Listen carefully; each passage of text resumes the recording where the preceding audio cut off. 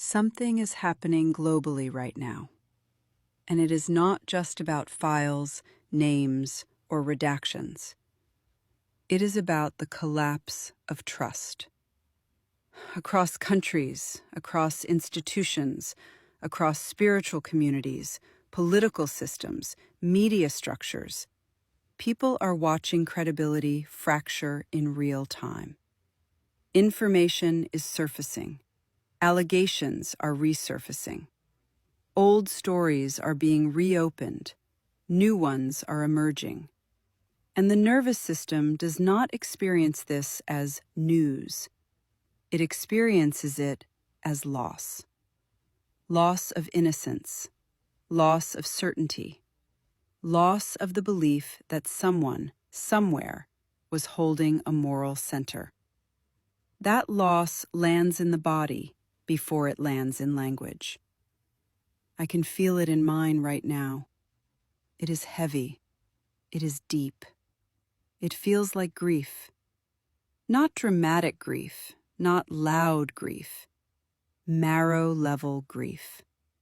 Because when the scaffolding that helped you make sense of the world begins to crack, your psyche has to reorganize.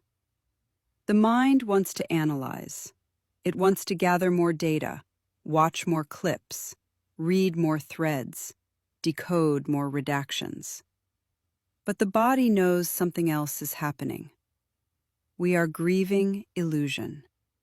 And illusion, even when it is false, still provided structure. It gave shape to our understanding of power, leadership, protection, justice. When that structure dissolves, the field destabilizes. This is why people look unglued. This is why reactions are extreme. This is why certainty hardens in some and collapses in others. We are not simply waking up. We are metabolizing disillusionment at scale. And awakening without containment feels like freefall. The nervous system can only process truth at the rate of safety. When disclosures move faster than integration, outrage spikes, sleep fractures, conversations polarize, and the body carries a low hum of vigilance. This is global, because the systems in question are global. Influence, money, media, religion, celebrity, politics, they are interwoven across borders. So when trust fractures, it fractures everywhere. But here is what I believe. Grief is not weakness. Grief is evidence that you still have a moral core.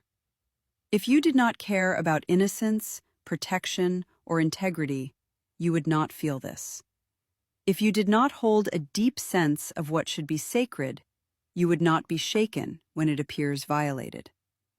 The danger right now is bypass, rage instead of grief, performance instead of processing, certainty instead of humility, endless consumption instead of embodiment.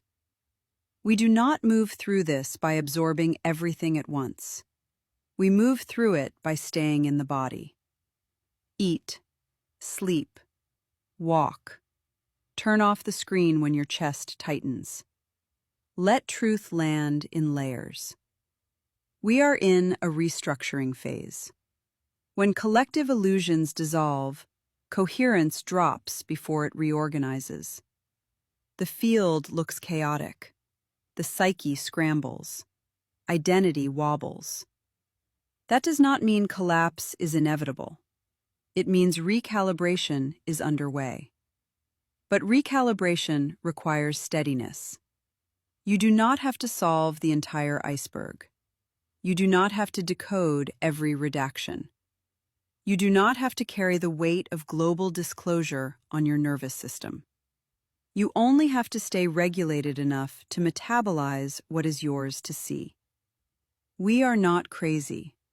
We are not hysterical. We are not broken.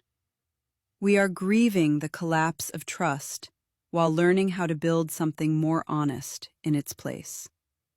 That is not the end of coherence. It is the beginning of it.